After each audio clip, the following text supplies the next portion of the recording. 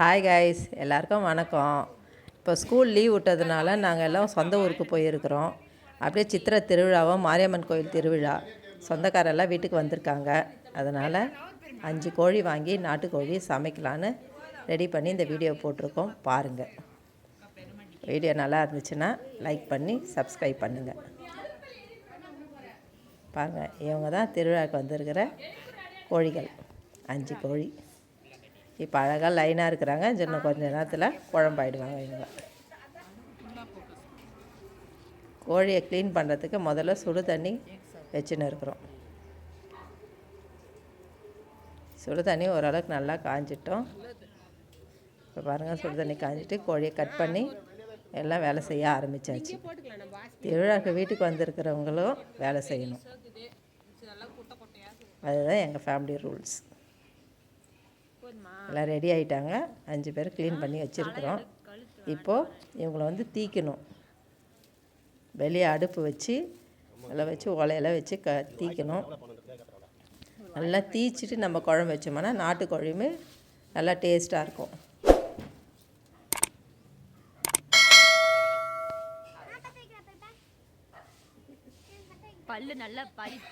சின்ன பசங்கள்லேருந்து பெரியவங்கலேருந்து எல்லாரும் வேலை செய்கிறாங்க.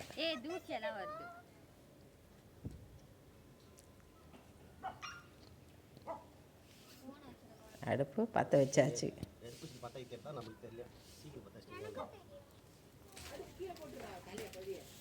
இது மேலே ஒரு 2 கட்டையை வச்சுட்டு அது மேலே கோழியை வச்சு விட்டிங்கன்னா கொஞ்சம் நம்ம கைக்கு அப்படியே பிடிச்சிருந்தோம்னா ரொம்ப அனல் அடிக்கும்.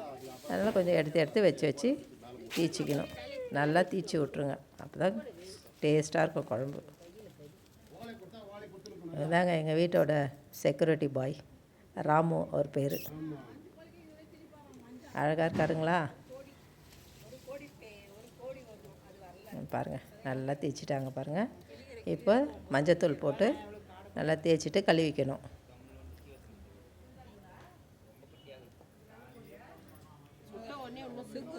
மஞ்சத்தூள் போட்டு தேய்க்கிற ஒரு பேர் ஸ்ரீவர்ஷன். இப்போ 3rd ஸ்டாண்டர்ட் படிச்சுன்னு இருக்கார் அவர். தண்ணிங்க ஸ்டோரேஜ் சாம்பிளை ஃபுல்லாக பண்ணி வச்சுருக்காங்க. திருவிழா வருன்றதுக்காக சொந்தக்காரெல்லாம் வருவாங்கன்ட்டு சேர்த்து வச்சுருக்குறாங்க. கொஞ்சமாக தான் டெய்லி தண்ணி வரும். நம்ம சேர்த்து வச்சுக்கணும் கொஞ்சமாக. கோழியை நல்லா கழுவிட்டு கட் பண்ண ஆரம்பிச்சிட்டோம். பாருங்கள், ஓரளவுக்கு தாங்க எங்களுக்கு கட் பண்ண தெரியும். நாங்கள் ப்ரொஃபஷ்னல் கட்டர் இல்லைங்க, அதனால் சுமாராக தான் கட் பண்ணுவோம். கோழியை நம்ம எப்படி வேணால் கட் பண்ணலாம். ஆனால் அதுலேருந்து உள்ள அந்த குடல் எல்லாம் எடுக்கும் போது அது மட்டும் கேர்ஃபுல்லாக அதான் கட் பண்ணும்போது கொஞ்சம் பார்த்து நல்லா கட் எடுங்க. அந்த நம்ம குடல் அந்த ஈரலெல்லாம் எடுக்கும் போது தான் மட்டும் கரெக்டாக எடுத்துக்கோங்க. அந்த பச்சைன்னு ஒன்று இருக்கும் இல்லைங்களா, அது மட்டும் கறியில் கலக்காமல் பார்த்துக்கோங்க. மற்றபடி கோழி கட் பண்ணுறதெல்லாம் ஒரு பெரிய விஷயமே இல்லைங்க. ஈஸியாக கட் பண்ணிடலாம். இப்போ தான் இந்த குடல் எடுக்கிறதுக்கு நம்ம ட்ரை பண்ணின்னு இருக்கிறோம்.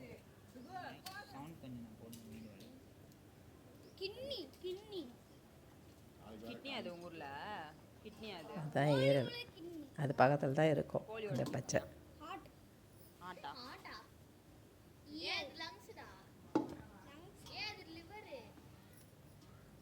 நாட்டுக்கோழின்றதுனால கொஞ்சம் நல்லா ஹார்டாக இருக்கிறதுனால கொஞ்சம் கஷ்டமாக இருக்குது எடுக்கிறதுக்கு. பிராய்லர் கோழினா ஈஸியாக நல்லாயிருக்கும். இது பொட்டை கோழின்றதுனால நிறைய முட்டை இருக்குது பாருங்கள். குடலெல்லாம் எடுத்தாச்சு.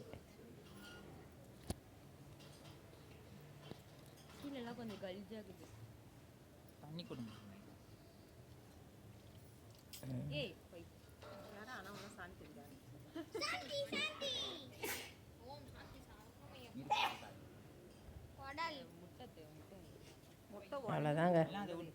இதுக்கு மேலே நம்ம எப்படி வேணால் கட் பண்ணிக்கலாம், நம்ம இஷ்டம்தான். பாருங்கள் எவ்வளோ முட்டை இருக்குது.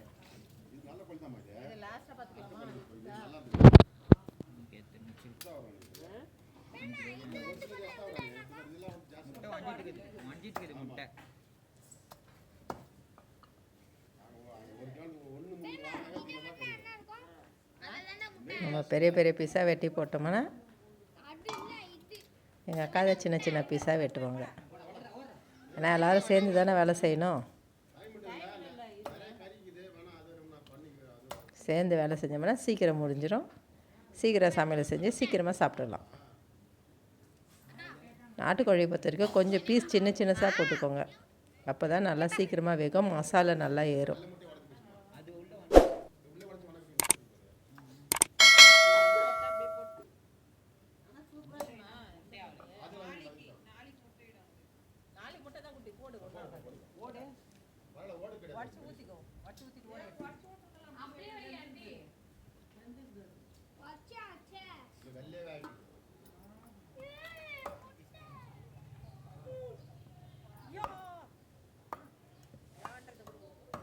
அந்தாங்க 5 கோழி வெட்டி முடிச்சாச்சு. இதுக்கு மேலே குழம்பு வைக்கிறதுக்கு ரெடி பண்ணிடலாம்.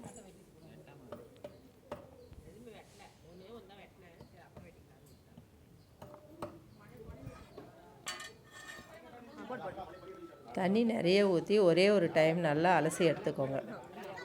2-3 டைம் எல்லாம் கழுவ வேண்டாம்.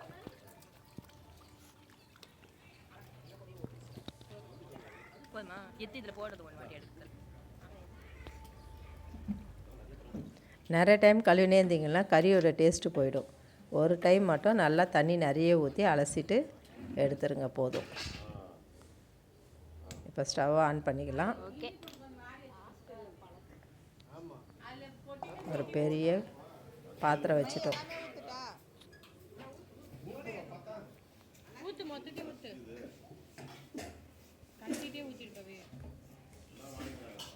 எண்ணெய் ஒரு 1/4 லிட்டர் ஊற்றிக்கோங்க. கறி நிறைய இருக்கிறதுனால 1/4 லிட்டர் ஊற்றிக்கோங்க.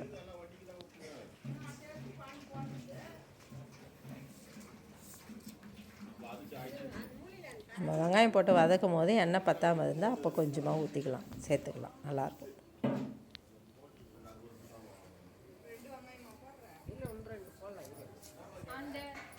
5 கோழி க்ளீன் பண்ணுறதுக்கே டைம் அதிகமாகிடுச்சிங்க. அதனால் வெங்காயம் கட் பண்ண முடியல. அப்போது சரி நம்ம அந்த பாத்திரம் சூடேறதுக்குள்ளே நம்ம வெங்காயத்தை கட் பண்ணி போட்டுக்கலாம். ஒரு 5 வெங்காயம் போட்டுக்கோங்க. நம்ம பிரியாணிக்கு வெட்டுற மாதிரி நேராக வெட்டி போட்டுக்கலாம்.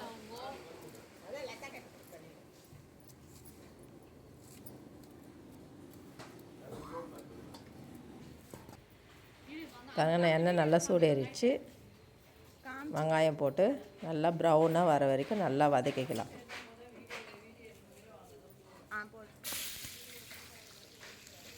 வெங்காயம் எவ்வளோ நல்லா வதக்கிட்டோம்னா நம்மளுக்கு குழம்பு நல்லா ஈவினிங் ஆனாலும் சீக்கிரமாக கெட்டு போகாமல் நல்லாயிருக்கும். வெங்காயம் நீங்கள் அப்படியே கொஞ்சமாக வதக்கிட்டு பச்சை வாசனை போகாமல் அப்படியே நீங்கள் செய்ய ஆரம்பிச்சிட்டிங்கன்னா சீக்கிரம் குழம்பு கெட்டு போயிடும்.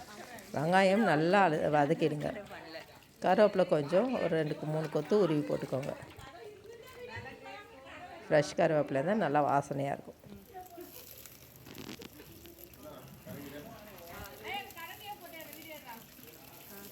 நல்லா கலாரி விட்டுட்டே இருங்க, அடி பிடிக்காமல் பார்த்துக்கோங்க.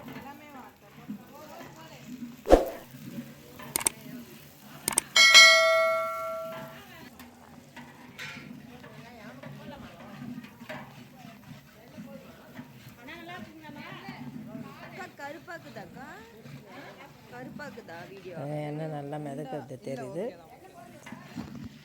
பத்தலைன்னா இப்போ கொஞ்சம் ஊற்றிக்கலாம் எண்ணெய்.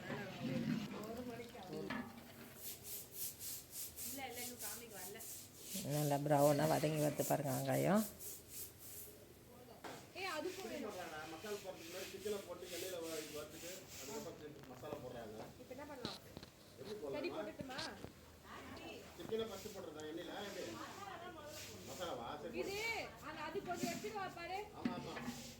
நல்லா ப்ரௌனாக நல்லா வதங்கிடுச்சு பாருங்கள் வெங்காயம்.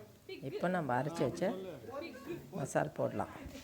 இது என்ன இருக்குதுன்னு இல்லை, பட்டை, லவங்கம், மிளகு, கொஞ்சம் சீரகம், இஞ்சி, பூண்டு, சோம்பு, கசகசா, கொஞ்சம் கருவேப்பிலை, தக்காளி, கொஞ்சம் சின்ன வெங்காயம். கருவேப்பிலை போட்டு இருக்கிறதுனால இது உங்களுக்கு பச்சை கலரில் தெரியுது. கருவேப்பிலை பசங்க எடுத்து தனியாக வச்சுருவாங்கன்றதுனால எந்த மசாலா அரைச்சி நம்ம குழம்பு வைக்கும் போது கொஞ்சம் கருவேப்பிலை போட்டு அரைச்சிட்டோம்னா உடம்புக்கும் நல்லது, பசங்க எடுத்து வைக்கிறதுக்கும் வாய்ப்பு இல்லாத நல்லா சாப்பிடுவாங்க. இது ஒரு ஹெல்த்தி டிப்ஸ்.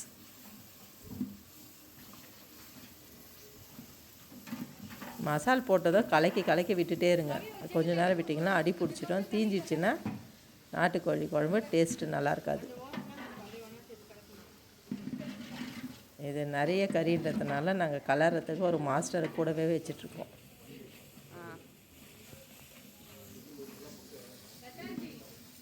அவரே எங்கள் ஃபேமிலி தாங்க.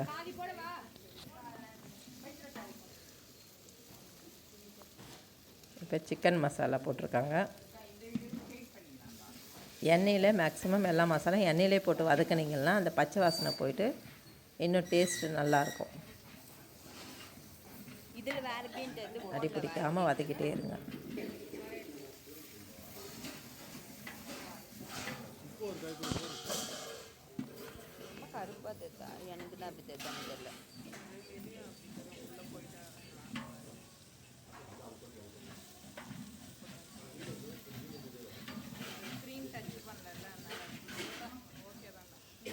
நல்ல மசாலா வதங்கி வருது பாருங்கள், கலர் மாறிடுச்சு.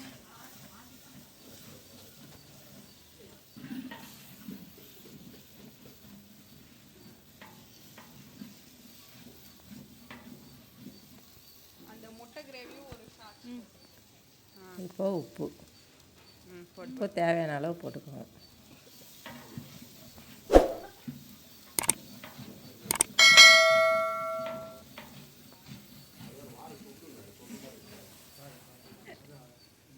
மல்லித்தூள் ஓகே.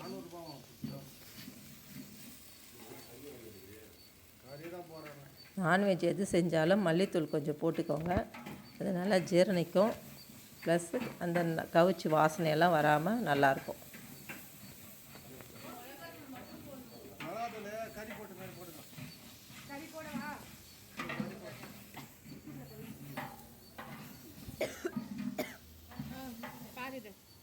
இப்போ கறி போட்டுடலாம்.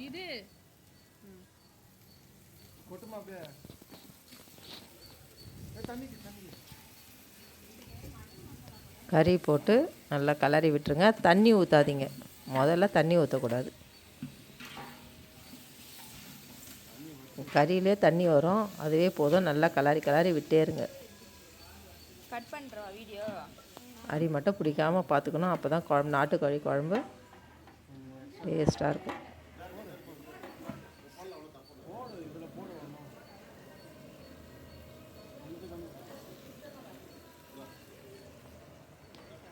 மஞ்சத்தூள்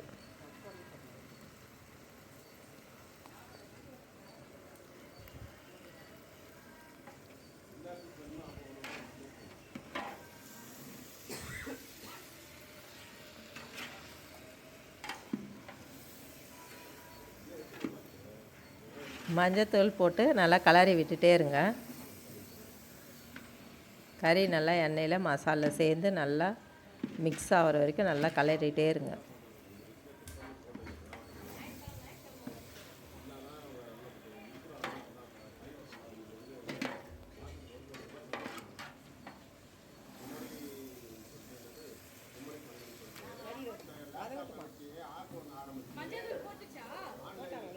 போட்டாங்க இத்தனோண்டு.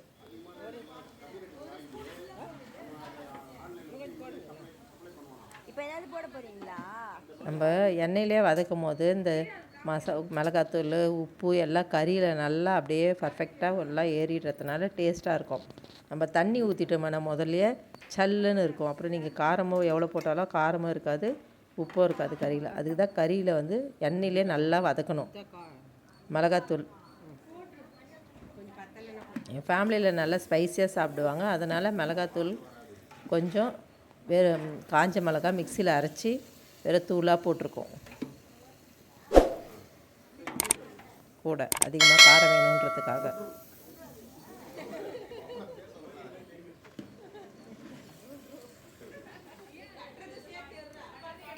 இவர் தாங்க ஷெஃப்பு.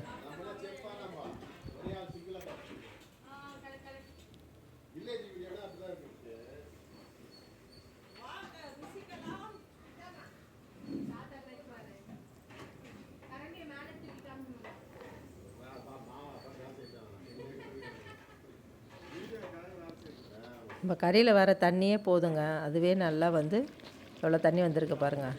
கறி அந்த மசாலு எல்லாம் எண்ணெயிலே வதங்கி அந்த தண்ணி இதுவே நல்லா கிரேவியாக நல்லாயிருக்கும். சுட சுட சாதம், ரசம் கொஞ்சம் வச்சுக்கோங்க. சேர்த்து சாப்பிட்டிங்கன்னா திருவிழா ஓஹோன்னு இருக்கும்.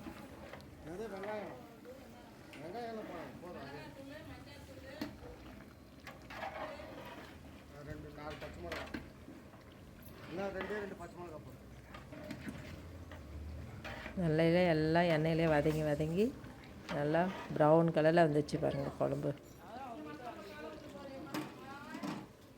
கொஞ்ச நேரம் மூடிச்சு ஸ்லோ தீயில் கொஞ்சம் நேரம் வச்சு விட்டிங்கன்னா அப்படியே வெந்துடும். பாருங்க பார்க்கறதுக்கு எவ்வளோ அழகாக இருக்குது.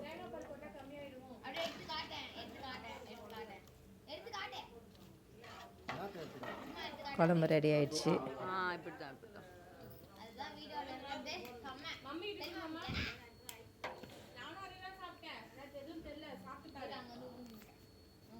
அவ்வளோதாங்க.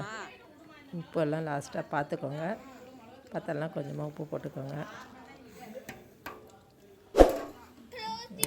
மூடி வச்சுருங்க கொஞ்சம் நேரம்.